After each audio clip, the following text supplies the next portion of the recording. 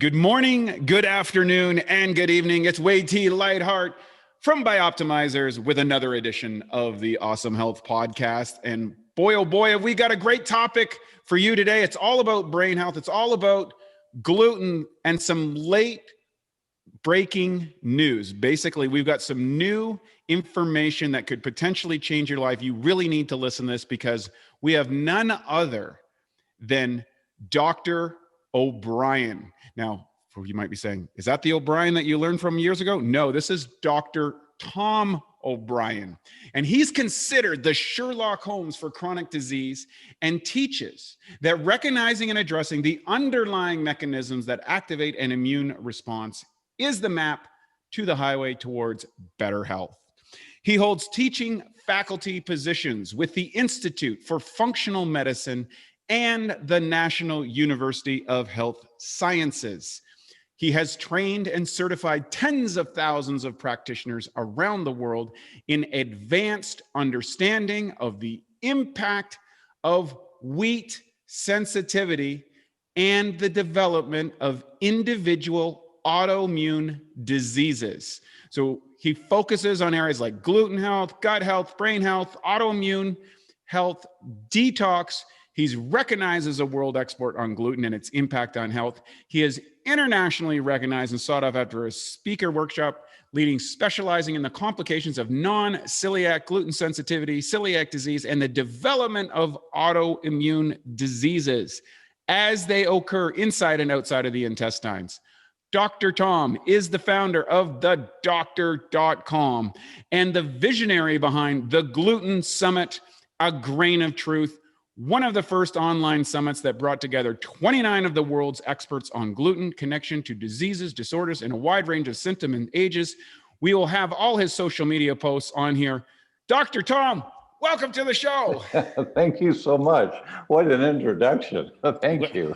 Well, you know, I get so excited about this stuff because I love to just flow and exchange with people that have spent so much time, and you've been in this for so many years, and a lot of people don't understand just what it takes to be the person out there banging the drum, oftentimes for decades, and everybody accusing you of being crazy or quackery or this or that's not true or yeah, whatever, push them away.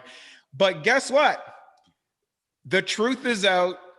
Everybody knows what's going on, and you have the information that can transform people's lives in such a profound way, but they need to get it straight from you. Tell us what's going on in the whole gluten world. Oh my goodness. Well, many people have heard about gluten and your friends are doing gluten-free or something. And there's a lot of confusion about it. Well, it doesn't affect me. I feel fine when I eat wheat and all of that. The ratio is 8-to-1. For every one person that gets gut symptoms when they have a problem with wheat, there are 8 that don't. So you don't feel bad when you eat wheat because it's affecting your brain, or it's affecting your joints. It's creating inflammation in your joints, or it's affecting your skin. You get psoriasis, or it's affecting your gallbladder and you get stones, or it's affecting your heart, your shortness of breath, irregular heartbeats. Just go on Google and type in irregular heartbeats and gluten, and here come the studies.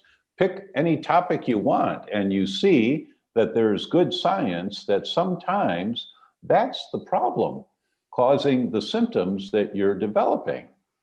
And let's just go to, why does this happen?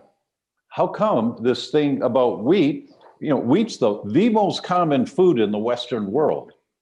And a critical thing to know, I'm sure on your show you've talked about probiotics, the environment of the microbiome in the gut and throughout the body, and that prebiotics feed the probiotics and how important that is. You know, most of us who are following shows like yours, we've heard that kind of stuff before.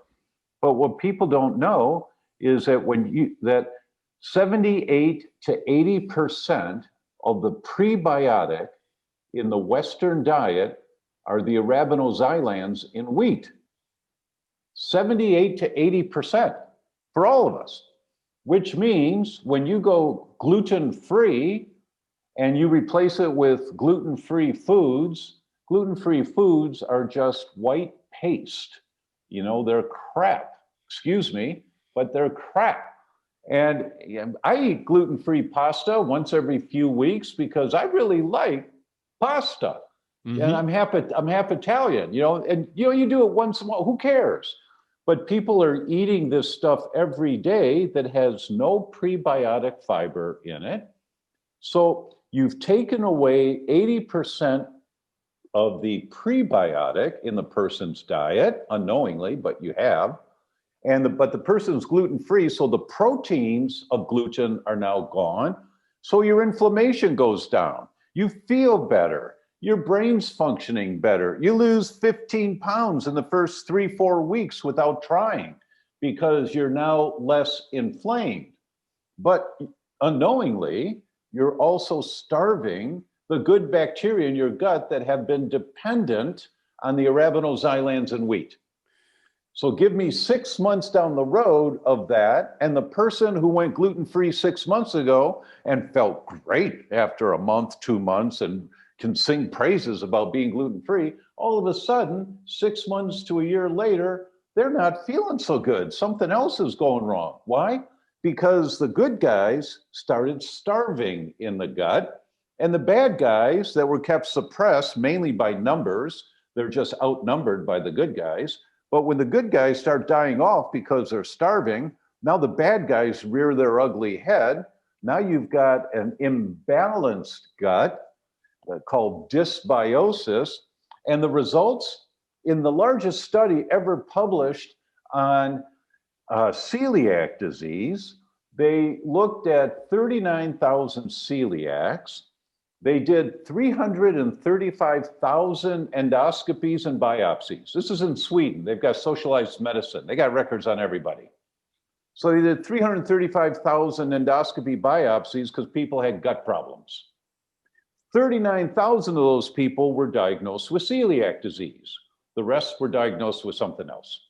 So about 300,000 were not celiacs. They followed these people for 30 years. And what they found, those diagnosed with celiac disease, their increased mortality, they had an 86% increased risk of dying in the first year after diagnosis from a heart attack, and a 3.86-fold, that's almost 4-fold increased risk of dying in the first year after diagnosis of cancer, compared to the other 300,000 people. Wow. Because when you're diagnosed with celiac or gluten sensitivity, what do? You go gluten-free. What else do you do? Nothing. And we become, we listen to the marketing messages about gluten-free cookies and gluten-free breads, and we're feeling we're taking care of ourselves because, well, I'm eating gluten-free now. I'm really doing something. I really want the regular pasta, but I'll try this gluten-free pasta. And you think you're doing something good for yourself, and you are by avoiding the bad proteins, but you're unknowingly creating a worse problem in your gut. So that's the first thing that everyone needs to understand.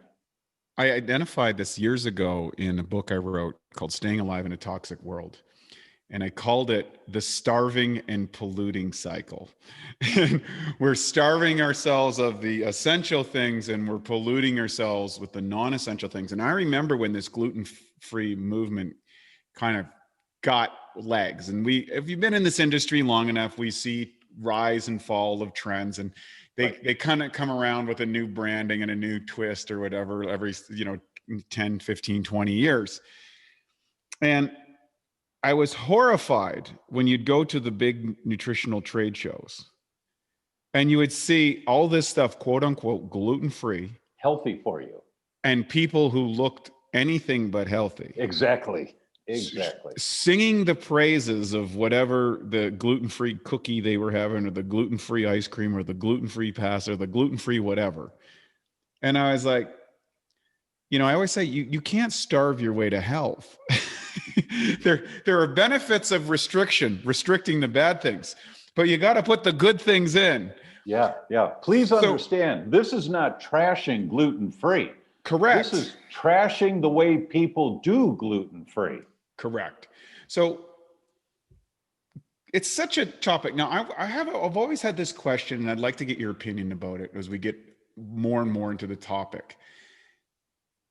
How much is gluten a factor, and how much is glyphosates a factor, which is present on a lot of the gluten that we have here in kind of particularly in the Western world, where we use a lot of commercial farming practices and stuff like that?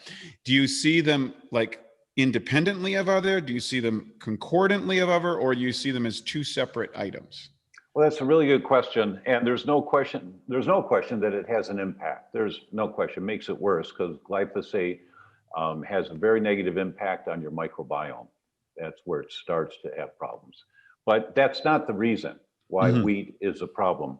That since 1975, depending on the country you look at, there's been a 4 to 5-fold increase in the number of celiacs diagnosed. 4 to 5-fold, not 10%, but 400 to 500% increase. And the GMOs didn't come on the market till the late 90s. So that's not the reason. There are other reasons, and I hope we have time, we'll get into it. Yeah, that'd be great.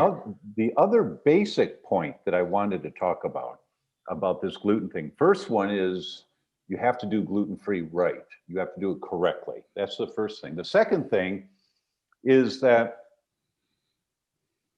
we have the same body as our ancestors thousands of years ago. The same kidneys, the same gallbladder, the same muscles, joints. You know, we use our brains more, so we've got food all the time and housing, but we have the same bodies. Our ancestors, when they were foraging for food, they'd find something. What do? They smell it first, they taste it, then they eat it. If there was bad bacteria in that food, dangerous bacteria that got in, the job was of hydrochloric acid in our stomach to kill it, because HCl kills anything, pure acid. But when the food comes out of the stomach, there are sentries standing guard right there to protect us in case anything that we ate didn't get killed by hydrochloric acid. Those sentries standing guard are called toll-like receptors. And there's 9 of them. Toll-like receptor 4 specifically is it's all over the body, but what we're talking about here is just inside the first part of the small intestine.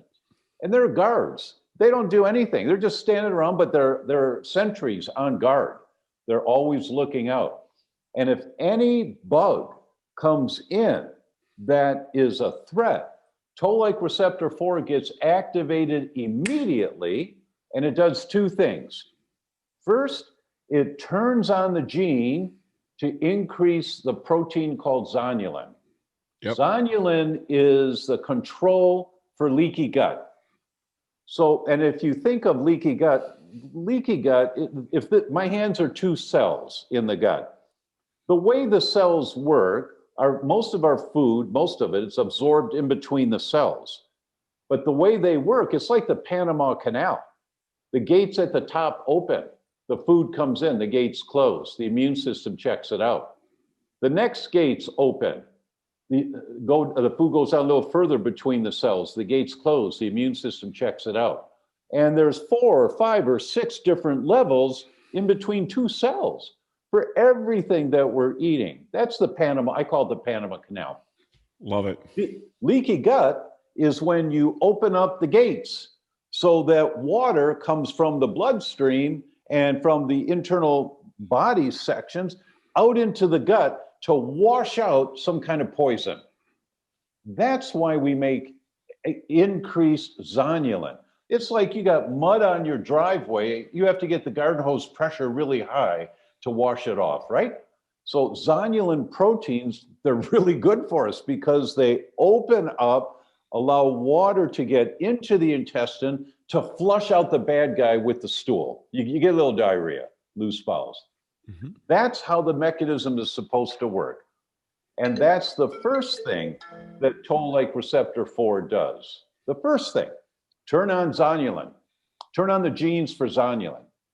The second thing is it activates the genes for the master amplifier of inflammation called NF-kappa B. Sorry to be geeky with you, but toll-like receptor 4 turns on the Panama Canal to open up, flush out. Let's just wash this thing out of here. And then it turns on the master amplifier of inflammation in your gut to kill anything that's trying to hold on to the side walls of your intestine. Okay, that's toll-like receptor 4. Maureen Leonard at Harvard, famous gastroenterologist, did a literature review in 2017. She looked at 64 studies on wheat and the gut. And she published it in the Journal of the American Medical Association, #1 journal in the world, right? What did she say? Previous studies have identified that gluten in wheat activates zonulin transient intestinal permeability. This process takes place in all individuals who ingest wheat. That means you, and you, and you, and you, and you. If you're an individual, if you're a human, when you eat wheat, you activate toll-like receptor 4 because your body misinterprets gluten as a component of a potential harmful bug. It's a misinterpretation by the body. Wheat is not a food that the body recognizes. It's recognized as a bug. And so it activates for everyone. Well, I feel fine when I eat wheat. If your mind's doing that right now, you're playing defense, because I already told you it doesn't matter how you feel, right? Because it's an 8-to-1 ratio. But that's happening in all individuals who ingest gluten. Now, that's a literature review of 64 different studies. So that's the two basic points I wanted to make sure everyone understands. Everyone has and Dr. Leonard identified it as transient intestinal permeability. What does that mean? Well, Mrs. Patient, you have an entire new body every 7 years. Every cell in your body regenerates except your teeth. Some cells are really quick, like the inside lining of your guts every 3 days. So you have toast for breakfast, you tear the lining of the gut, but it heals. That's transient intestinal permeability. Sandwich for lunch, you tear the lining of the gut, but it heals. Transient permeability. Pasta for dinner, croutons on your salad, day after week after month after year, until you cross a threshold. It's called loss of oral tolerance. And when you cross that threshold, you don't heal anymore. Now you've got leaky gut. Now, and that can happen when you're 2 years old, 22 years old, 92 years old. It depends on the environment in the gut, how much insult is in there, as to whether the offensive response to wheat is transient or if it becomes pathological and you don't heal anymore. Great definition of discerning between what that is and when you cross over that critical line. Right. I think that's a key point, because we always identify that people will say there's a range of 1 to 10 of sensitivity on their awareness of the impact or its influence and effectiveness. Celiac being, say, 10, and say someone that says, I'm feeling okay, a 1. But what you're saying here is that their mental awareness is not acute enough to actually pick up the damage that's being done. It's impossible. And that this damage is continuing until a point they will get their intention at some point in the future. And unfortunately, that may be because of an endoscopy, or like we have 12% of the emergency hospital visits in the United States are now related to gastrointestinal issues, emergency hospital visits. So this is a massive crisis. What else have you got for us? I mean, I think that was really great and a beautiful definition of how food crosses over the barrier. Well, Let's take what's the this. latest? Yeah, You keep bet. going. Let's take this to the big kahuna. Yeah, I love it.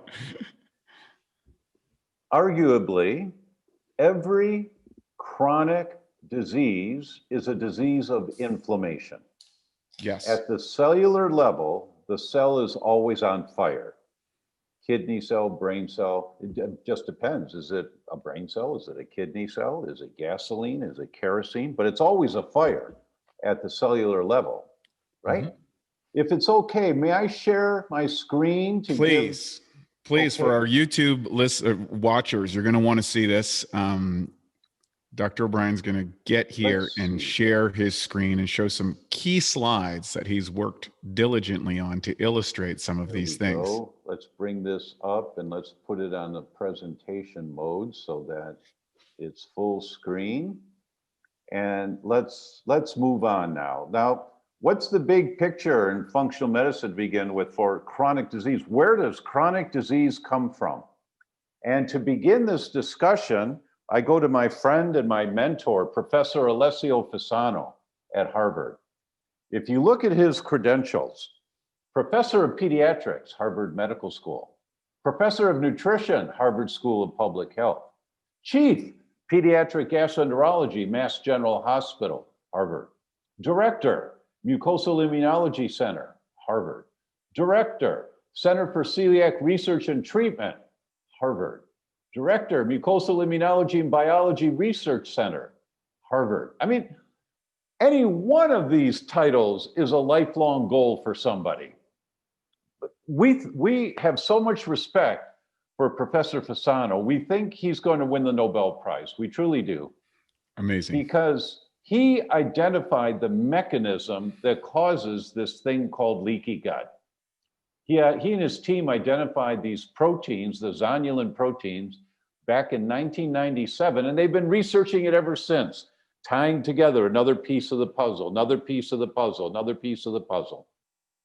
So this is, my opinion, the #1 expert in the world on this topic of chronic inflammatory diseases. And I'm going to show you a recent paper that he published. Look at the title of this paper. All disease begins in the parentheses leaky, in parentheses, gut. All disease begins in the leaky gut. The role of zonulin, that's that protein, zonulin-mediated gut permeability in the development of chronic inflammatory diseases. Well, what about diabetes? All disease begins in the leaky gut. What about Alzheimer's? All disease begins in the leaky gut. What about vitiligo? All disease. What about sarcopenia? All disease begins in the leaky gut. He can't be any clearer. And Which interesting enough, I mean, this is what Hippocrates that's exactly identified right. 2,000 years ago. He said like all disease begins in the gut. And now thousands of years later, we have one of the maybe most decorated medical doctors in the world suggesting exactly the same thing and backing it up with, I think it was like 213 peer-reviewed publications. It's like that's right. That's exactly. incredible. That's hard to imagine that one person could publish that many papers. I agree. And he's going to be at it for a number of years more. And every year his papers are clear and I mean they're the deep dive into geekiness. But when you understand, and this paper is a little bit more of the big picture. That's why I'm bringing it up here. So he tells us that there are 5 pillars in the development of chronic inflammatory diseases. And for those of you that can see the slide, I love this photo. If you look at this guy, you know, he's got his hands in his pocket, leaning back against the wall, his left knee's bent, foot's against the wall, and with all the chaos around him. This is the chaos that we all have in our world today. It's called environmental pollution. This is the chaos.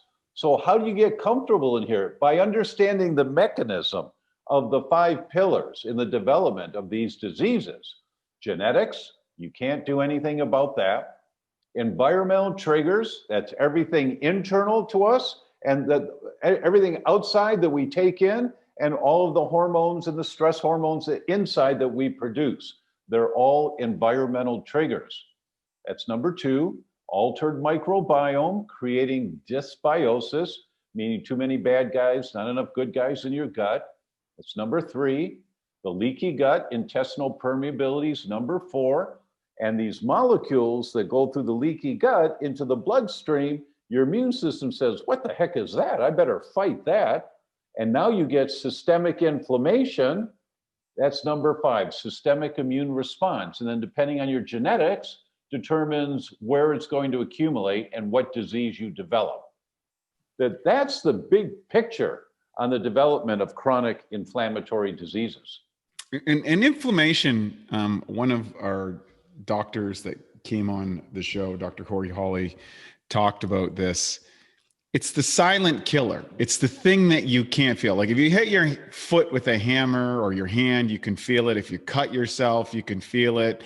If you fall off your bicycle or get hurt or punched in the face or whatever it happens to be, whatever your lifestyle is, you generally can feel when you're taking damage.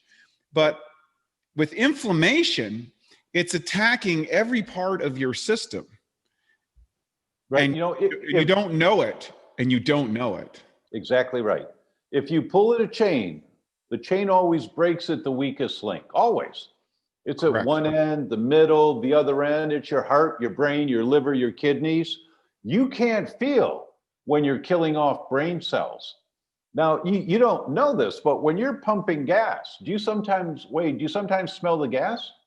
Yeah, and you're killing brain cells. Yeah, you're breathing benzene. Benzene goes right up your nose, straight to your brain, killing off brain cells, killing off brain cells, killing off brain. Well, I don't feel bad when I smell gas. I kind of like the smell.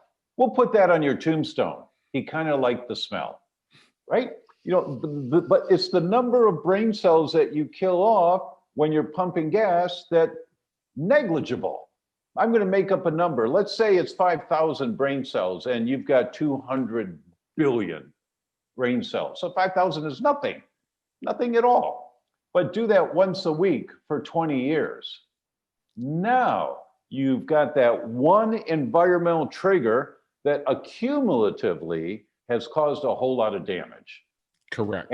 And it's the world of the environmental triggers that we're exposed to that accumulate in the body over time. And the immune system, let's go back to our ancestors. What did our ancestors' immune systems have to protect them from? Bugs, parasites, viruses, mold, fungus, and bacteria. That was it. There was no red dye number 42 or benzene or polystyrenes or bisphenol A or toluenes or chloride. Our ancestors never developed any protection against any of that because there was no such thing. And it's only in the last 100 years that we have been exposed to all of these things, and accumulatively, every decade, escalating exponentially. Not just doubling, but just going up like this every year. The Bioptimizer mission is to help more of the world fix their digestion at a core level. The truth is, your digestion is only as good as your enzyme levels. Imagine trying to build a house with a tree. It's impossible. You need to chop the tree down into small pieces. Similarly, in order for your food to be used by your body, it must be broken down into a bioavailable form. And that's what enzymes do, converting protein into amino acids, fats into specific fatty acids, and carbohydrates into usable energy units. We start out with an abundance of enzymes, and that's why kids can digest just about anything really quickly. The thing is cooking food kills enzymes as they cannot survive at temperatures above 118 degrees. So years of this ends up depleting our bodies and leads to weak digestion. Taking digestive enzymes like masszymes, which has an incredibly high level of protease for digesting protein, as well as other critical enzymes like lipase, amylase, and others, is a total game changer. Suddenly, you strengthen your digestion, eliminate gas and bloating, boost metabolism, and multiply your energy. Most importantly, you fix your digestion at a core level. To get started with Masszymes and to save 10% on your first order, go to masszymes.com. That's MASSZYMES.com and use the code MASS10, MASS10. You bring up a good point, because I've always suggested to people, whatever state of health or quote unquote disease, which are actually just one singular parameter, in my opinion. I always say that health and disease are a result of the internal and external conditions inside and outside your body. But you identify something here that I think is really important. There's not only the gluten factor, which is a particular toxic substance that can result in horrific problems, but it's also the cascade, an increasing cascade of these other things that are smashing on the immune system as well. So that it's not just the punch to the face, it's the punch to the face, the kick to the knee, the stomp to the ankle, our immune systems are now today subjected to far vaster arrays of agents that can disrupt their functioning. Is that an accurate statement in your opinion? You have hit the nail on the head as to what causes the loss of oral tolerance, whether it's at 2 years old, 22 years old, 92 years old. What causes the loss of oral tolerance is going over the threshold of what our immune systems, like wheat, it's a minor bug, or else everybody would have elevated antibodies to wheat whenever they eat it. That's not the case. But when you cross that threshold of just environmental toxins and your body said, your immune system, that's it, no more, any. Now, even the minor bugs don't slide by. And now you start making elevated antibodies to wheat. It's that loss of tolerance which occurs. I'll give you an example. Chicago, 2014, 346 pregnant women in the 8th month of pregnancy. They collected their urine and they measured 5 different phthalates in their urine. Phthalates are chemicals used to mold plastic. The one most of us have heard of is called bisphenol A. But there are many, many different phthalates. And they measured 5 of them. They took the measurements and they grouped them into categories. The lowest, 1/4. The next, 1/4. The third, and the highest, 1/4. They followed these children born to these pregnant women for 7 years. When the kids turned 7 years old, they did Wechsler IQ tests on them, the official IQ test. What did they find? There's not much in medicine that's all or every, but this was every.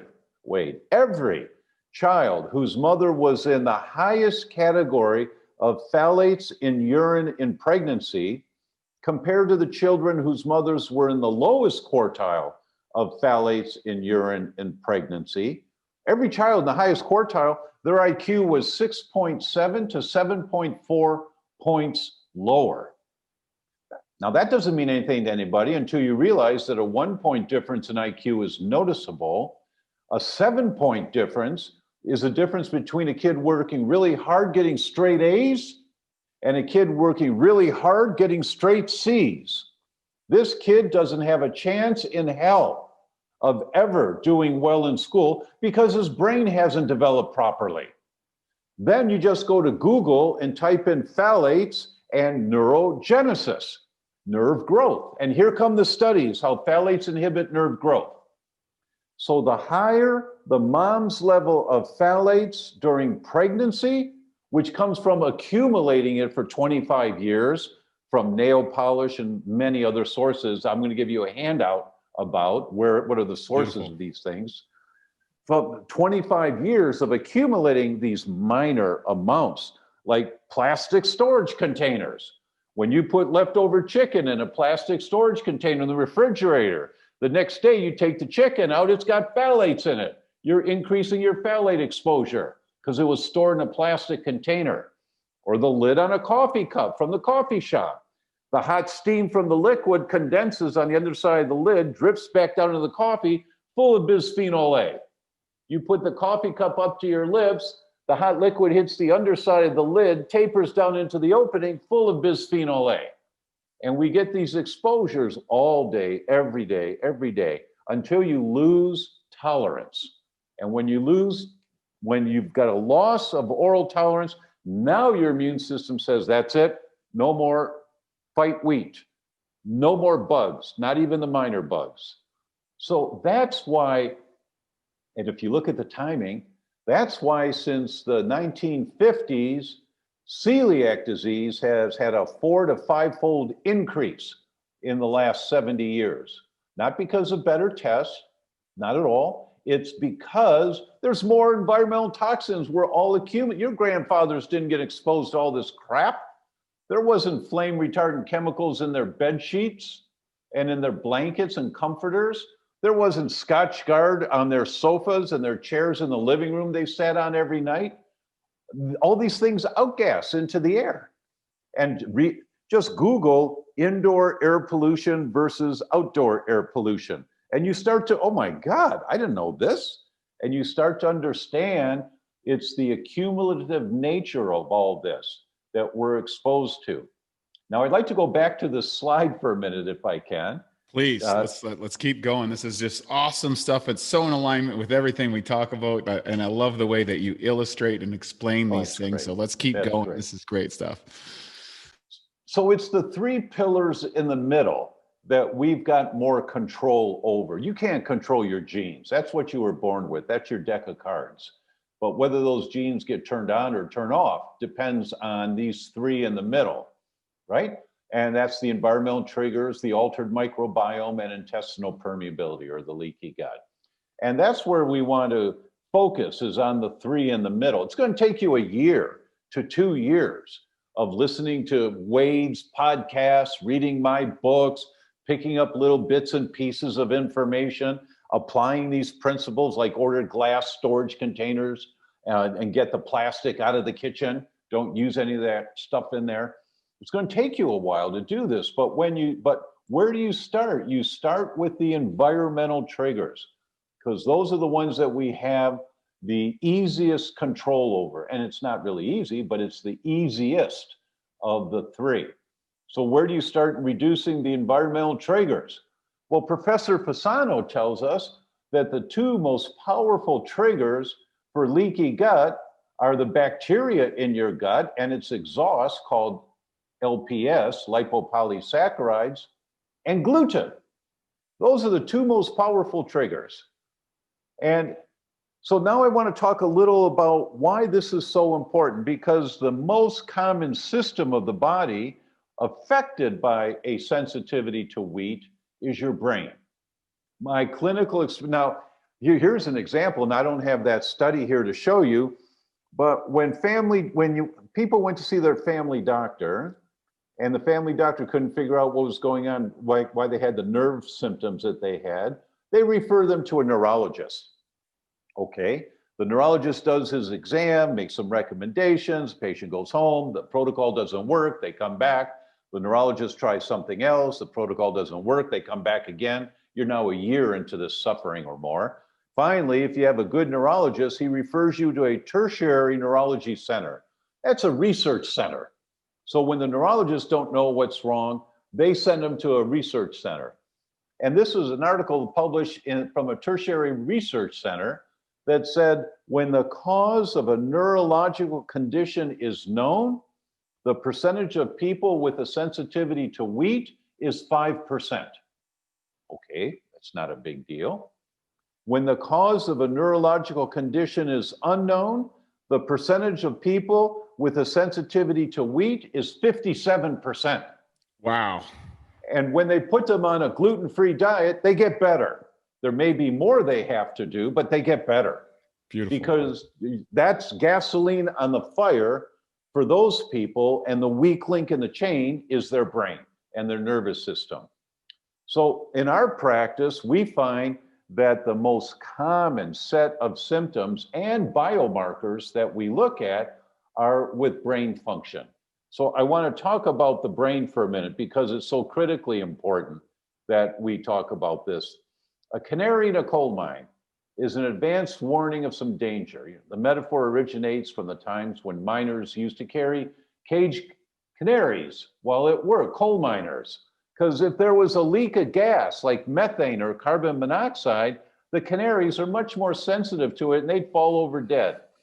So the miners listening to the canary's song, when they don't hear the song anymore, they go over and check. If that canary went down, everybody gets out of there really quick. It's an advanced warning that saved thousands of lives during the coal mining days. Oh, here's the paper. I forgot that it's here. This is the paper from the Tertiary Research Center. When the cause of a neurological disease is known, the percentage of patients with elevated antibodies to gluten is 5%. When it's unknown, 57%. That's the difference. And so this just came out from these Alzheimer's Association, and they tell us that 1 in 3 seniors dies with Alzheimer's or another dementia. That's the statistic now, 1 in 3. I mean, that's just a horrible statistic. And there's literally the medical costs that are going to be associated with so many seniors in this situation is paralyzing for many westernized countries. And of course, the corollary damage of caring for people as they lose their, essentially their identity or their ability to take care of themselves. It's very, it's the emotional, psychological, and social costs scale exponentially as well in these situations. Exactly right. And nobody talks about it. Why? Everybody knows someone that had a heart attack and survived. They changed their diet. They started exercising. They look better than they've looked in years. Most of us know someone that diagnosed with cancer. They went through the protocols. It's in remission. They feel good. No one knows anyone with brain deterioration who feels good.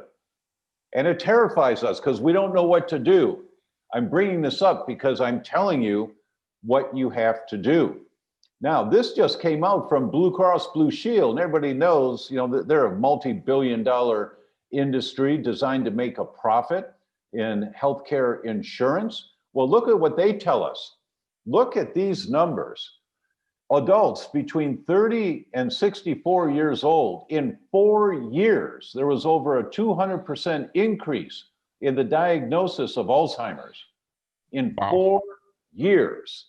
Wow. And look at this by decades, 30 to 44, it's 407% increase in 4 years.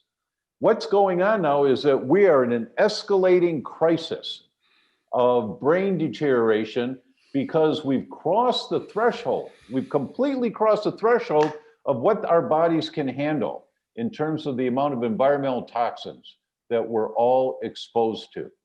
And you don't, once again, the ratio is 8-to-1.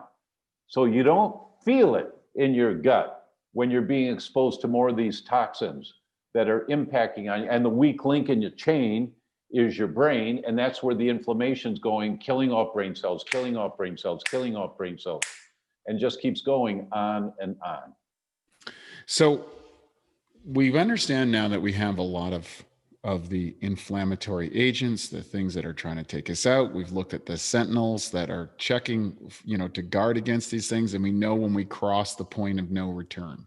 Right. Can you share with us maybe, okay, number one, what we need to do from a preventative measure? And number two, what happens if I've crossed the point of no return, quote unquote? Yeah. Oh, what do I do in those two different situations? Because we're probably, almost everybody listening to this is at least at the first stage and maybe entering into that secondary, the point of no return stage. So can you kind of break that down for our listeners? You bet. Then thanks for that. There was one more slide I forgot that I wanted to show you. Pop it up. I told you beforehand because it took me an hour and a half to make this slide. So I'd like to. We don't want to disappoint our YouTube watchers from not seeing this. I want to see it. Let's have it up. Thanks so much. So that's the last one that we saw there about the decades of increase. Let's move this up now. Come on now. There we go. So when we look at the development of Alzheimer's, and this comes from Health and Human Services, the advisory council that met last year. And what they identified is that there's a normal level of antibodies to your brain. Antibodies are your immune system getting rid of something that's not supposed to be there. And, for example, if you do a test for thyroid function and you're looking for thyroid disease, there's a reference range for what's the normal level of thyroid antibodies. Why is there ever a normal level of antibodies to your thyroid or to any other tissue? Because this is how your immune system gets rid of the old and damaged cells to make room for new cells, is by the inflammatory process. Let's get those old cells out of there. And the antibodies are a component, a part of that. So there's a normal reference range. So we all make some antibodies to our thyroid, to our liver, to our adrenals, to our bones, to our muscles, to the many different tissues in our brain. It's part of the cellular regeneration process. But when we cross the line of tolerance for foods, for infections like too much bacteria that we're exposed to, for environmental exposures, for electromagnetics, EMG pollution, for emotional stress, the stress hormones when we cross a tolerance, and structural stress, when we cross that line of tolerance for each of those categories, whenever it is, we start producing more inflammation. And when you produce inflammation because you've crossed the line of tolerance, now you start making elevated levels of antibodies to your brain, if that's the weak link in your chain. I'm talking about the brain now. And that's the weak link for so many. And it's very vulnerable tissue for this. So you start making elevated antibodies, and there's a number of reasons why that occurs. We won't go into that now. But you don't feel anything. You're non-symptomatic. This is called the prodromal stage. And you can see here from Health and Human Services, how long does a prodromal stage last? This is 20 years of killing off brain cells, killing off brain cells, killing off brain cells, killing off brain cells without having any noticeable symptoms. Then at some point, you cross that line of tolerance, you've killed off so many cells, now you start getting some short-term memory loss. Who's that? That person's walking toward me. I know that person. What's their name? Come on. What's their name? Or wait a minute, where's my car in the parking lot? What aisle did I park my car in? Those short-term memory loss things that many of us joke about because we're feeling so awkward about it and uncomfortable about it. And if it's not addressed and the loss of tolerance continues, because you're still eating gluten, if that's one of the contributing factors you've lost tolerance to, or you're still breathing phthalates in the air in your house because they outgas out of plastic blinds on the windows and all the plastic that you have in your house, they're outgassing these chemicals in the air and you're breathing them in. So you're still getting these, you're still using the nail polish, you're still using the plastic containers. So there's more inflammation, more inflammation, more inflammation. You progress to the next stage of mild Alzheimer's that has reading problems, comprehension problems, lasts for a few years, goes to moderate Alzheimer's, and then goes to severe Alzheimer's. And it's at the moderate to severe stage where we usually identify it and then want to try and do something about it. When you've killed off so many cells, it's really, really difficult to get that person back again. Got it. So what are some of the things, and I'm sure there's people that are going to be listening to this that have some. By the way, how's the slide? How is that slide? The slide's pretty epic. Oh, thanks, man. It's pretty epic because I think what's really important, it identifies on a kind of linear time expectation of where these starts a thing. And someone can sit there and go, yeah, I remember I started to feel a little bit not my sharpest self. Exactly. And for a lot of people, this happens. It used to be, in a businessman's career, for example, they would say you entered kind of your prime in your 40s to 50s. Yeah. And now I see even guys in their 20s are augmenting with a wide variety of things to keep their brain sharp. It's like, what's going on? And then of course you see this rapid increase. So Well, you saw How do the we Blue stop Cross this? Blue Shield study about the younger Yeah. generations now. That's exactly what's happening. Their brain cells are getting killed off much earlier in life. This is really, really heavy stuff. So what is it that people need to do? How do they get themselves It's out of this? critically important. Yeah, how do it's they stop and reverse the trend if You possible? bet, you bet. First thing to understand is that there's never going to be a pill. There is never going to be a pill to do this. I know of 2 pharmaceutical companies that have closed down their Alzheimer's research departments and laid off the researchers. They shut them down. They'd spent billions, and they finally realized we're never going to stop Alzheimer's. Let's allocate our resources to some other disease where we can still make a profit. Bottom line, that's not the researchers, but that's the executives, in the big offices making the strategy decisions, how to keep the company profitable, because they realize you're not going to stop Alzheimer's with a pill, right? So that's the first thing you have to realize. Which is a really important thing for people to recognize, because there's an over reliance on pills to manage poor lifestyle choices, which give you back not your real life. It's as according to Professor Oshinsky, I think who wrote in the New England Journal of Medicine, the disability adjusted life expectancy in America is 60 years old. And that means you're going to be dependent on one of these pills, some sort of intervention, or something else that really creates a disability in your ability to enjoy a quality life. Yeah.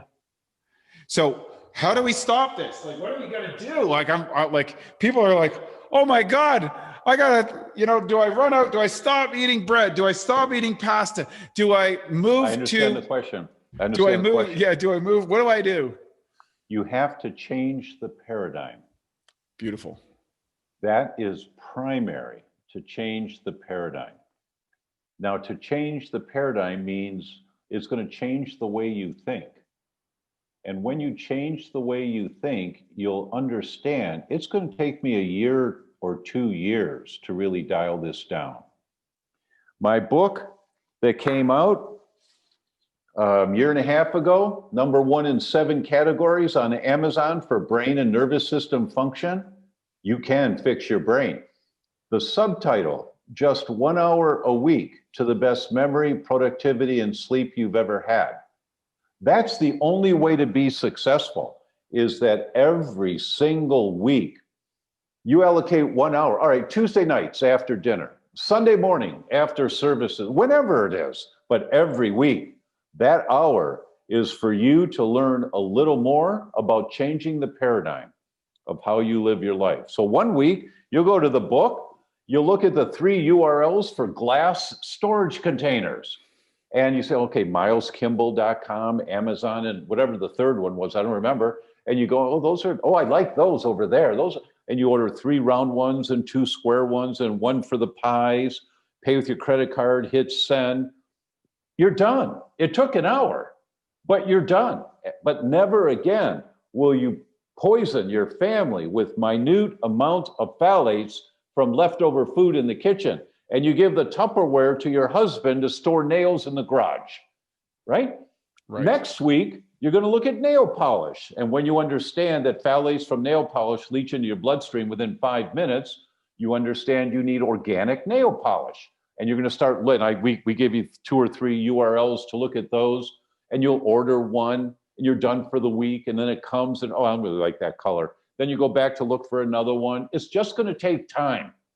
But you set yourself up for as much as possible a non-toxic lifestyle.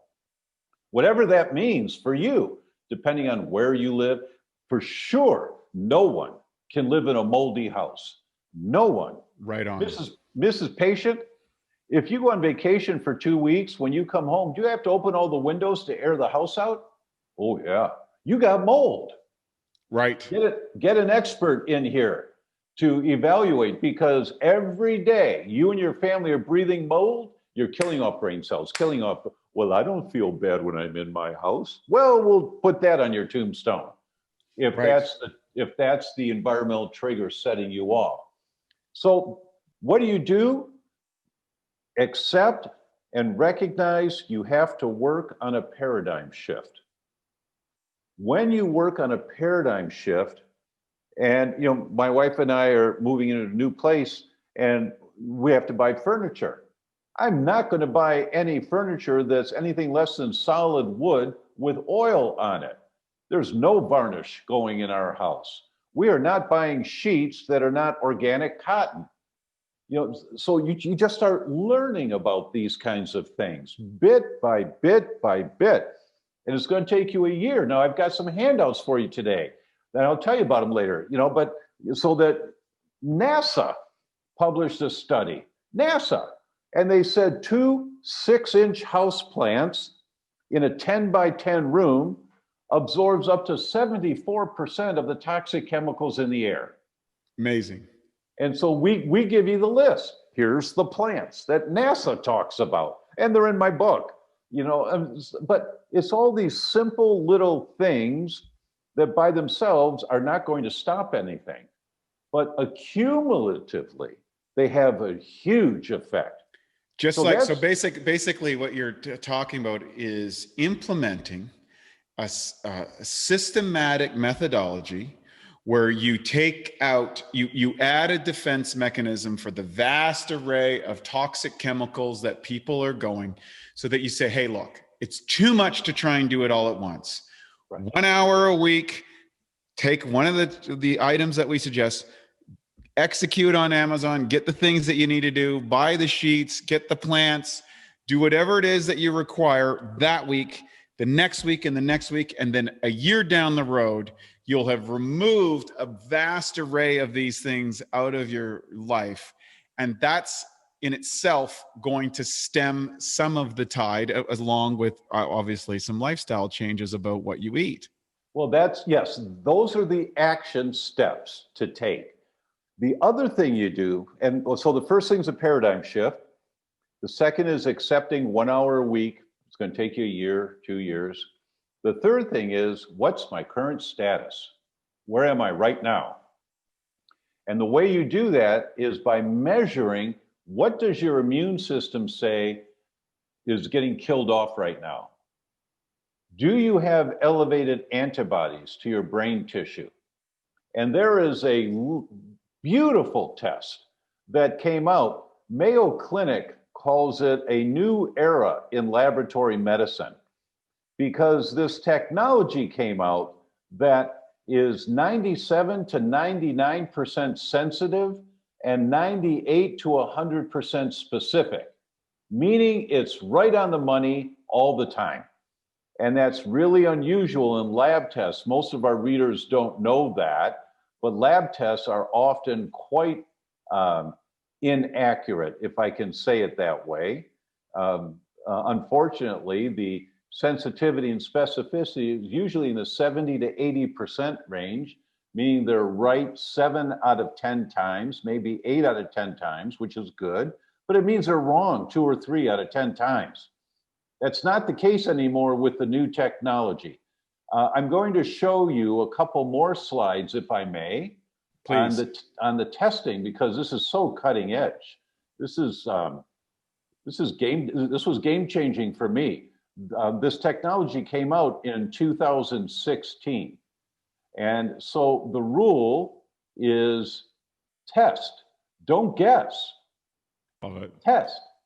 And these slides are from a presentation I gave in London last week. And I said, my apologies, because these tests are not in Europe yet. So you've got to demand they get over here, because this technology is so new. But this is one paper. I've got 5 papers from Mayo Clinic that talks about this testing, and they call it a new era in the identification of novel markers of disease, biomarkers. Now, what's a biomarker? Mrs. Patient, there's 2 ways to measure the temperature in the engine of your car. One way, the hot light comes on the dashboard, too late. Pull over soon or the engine's going to blow up. You got a disease. The other way is a temperature gauge, and it slowly starts to climb towards the red zone before it's too late. That's a biomarker. And Mayo Clinic is talking about biomarkers here, and this technology that is a new era, and these are the numbers. The accuracy here is, meaning it's right almost every single time. And it's a promising new tool for biomarker discovery.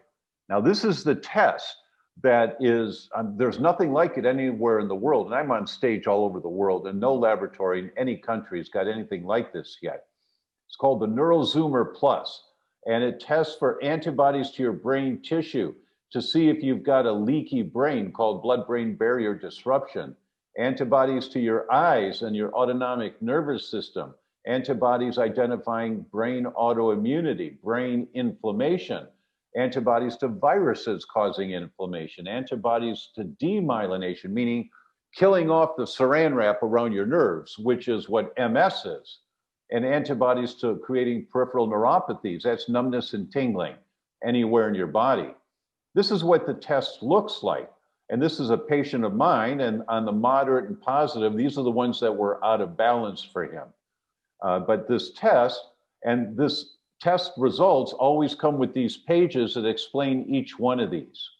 The demyelinating agents and the blood-brain barrier, the leaky brain markers, and I'm not going to go through them all because it's just geeky stuff. Where do we get these tests? One of our philosophies is to assess, test, and optimize in our system. So where do we get this test? I'm a big fan of testing.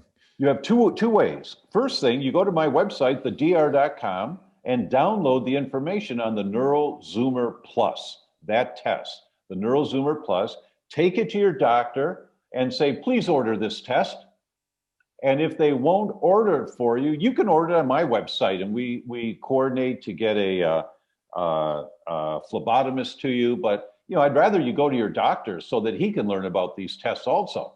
But if they won't do it because the hospital won't authorize it or something, Mayo Clinic's published 5 papers on this already, and Columbia's published 2 papers, and it's just the best technology. Since we started doing this, we haven't had one come back normal yet on a first test. On the follow-up test, they better be coming back normal or close to normal, or else we haven't done our job. But everybody has got this, just everybody, because of the amount of toxins we're exposed to in our world today. And I know my saying that is going to put some people like, yeah, anything that he says is for everybody is just nonsense. Read the science. Just read the science. That's all I'm suggesting. And when you do that, you do an OMG again and again and again. So this is the best test. And by the way, testing for wheat, there's only one test that's at the top of the field, and it's called the Wheat Zoomer, because you zoom in on the problem. Same technology, same lab. The paper I showed you there, that research paper, was on the Wheat Zoomer in 2016. And so you do the Wheat Zoomer and the NeuroZoomer Plus. Every patient that comes to us, we do online consultations. Every patient does at least the Wheat Zoomer and the NeuroZoomer Plus, irrespective of how they feel, because the brain is the canary in the coal mine. If you're inflamed in your brain, you're inflamed in other areas. And so that's the most sensitive tissue that we want to bring down. This has been so amazing and so powerful. I know my listeners are going to jump on this and they're going to come and check out your website. Can you pop up that book again for everybody to see on the video? We're going to put all the show links in here. You bet. You Can Fix Your Brain by Dr. Tom O'Brien. This has been incredible. This has been really, really delightful. I love the research. I love the specificity. And I love the slides for our YouTube listeners so you can see where you're at. I've got a number of people that I want to get this to immediately. I know they're in that advanced stages. And here's the thing. Everybody needs to look at this, because sooner or later you are going to be in that position. You're in some levels. This is not. Yeah. 1 out of 3. Yeah. And it's increasing. Yeah. The stats are saying it's increasing. So the bottom line is, for everybody listening, grab this book, take action, change your lifestyle. Go to thedoctor.com, right? THEDRDCO. Right. The dr.com. And if I can say, I've got 2 gifts for you there. 3 gifts. Gifts? This is awesome. The first one, go to thedr.com/free my brain. Free my brain. And I've got a brain masterclass that I do, it's 87 videos of listening to me talk like this. You know, it's just me with all of my analogies, but one topic at a time, 87 topics. And the dr.com/free my brain is a bunch of those. We just give them to you. Here, check this out. And if this resonates with you, come do our class, right? And if not, fine, just watch all this stuff and enjoy it. So it's the dr.com/free my brain. And the other one is the dr.com/help, HELP. And that's the one with the handouts about the plants and about how to clean up your bathroom, how to clean up your kitchen, how to clean up your living room and to get the toxins out of there, and basic little things that you can do.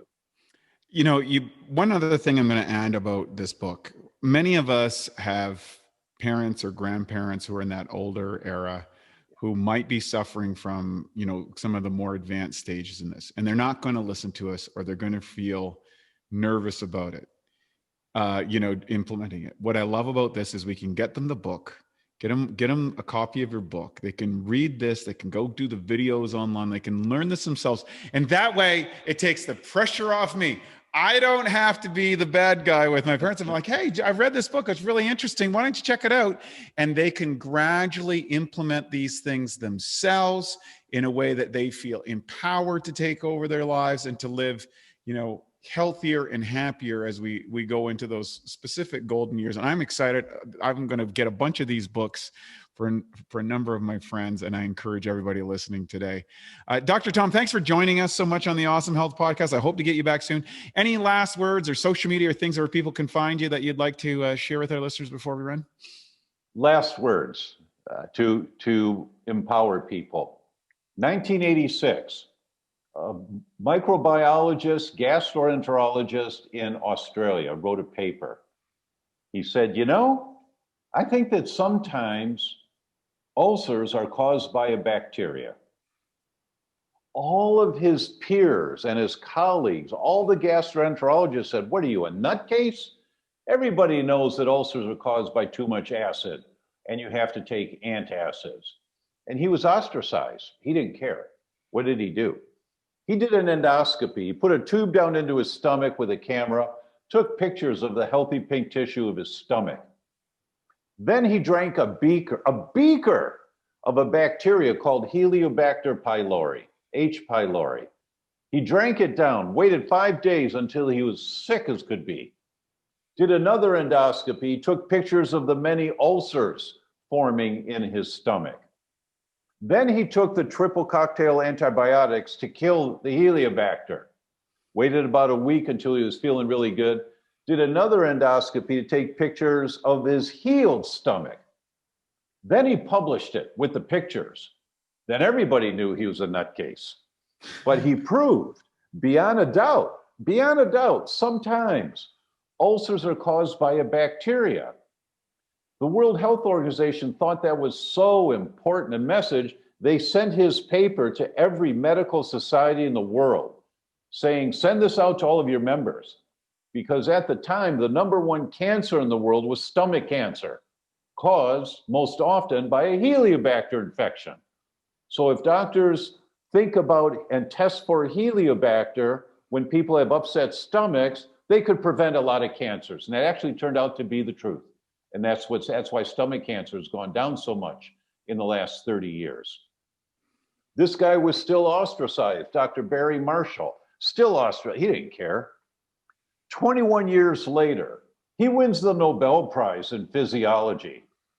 And what the Nobel Committee said, and this is the exact quote, Dr. Barry Marshall, who, with tenacity and a prepared mind, challenged prevailing dogma. The way you're living your life right now is based on the dogma of what we have been taught. It's wrong. You're killing your brain. You have to challenge that dogma. And the only way you're going to be able to do that is with tenacity, 1 hour a week, preparing your mind, listening to these podcasts, reading my books, doing whatever else you're going to do for 1 hour a week, to challenge the prevailing way that you're operating in life. That's the only way to make the change that I know of. So you want your own Nobel Prize in health? This is how you do it. 1 hour a week. And beautifully said, and I couldn't imagine more. I'm a big advocate of contrarian type philosophies in a sea of dogma.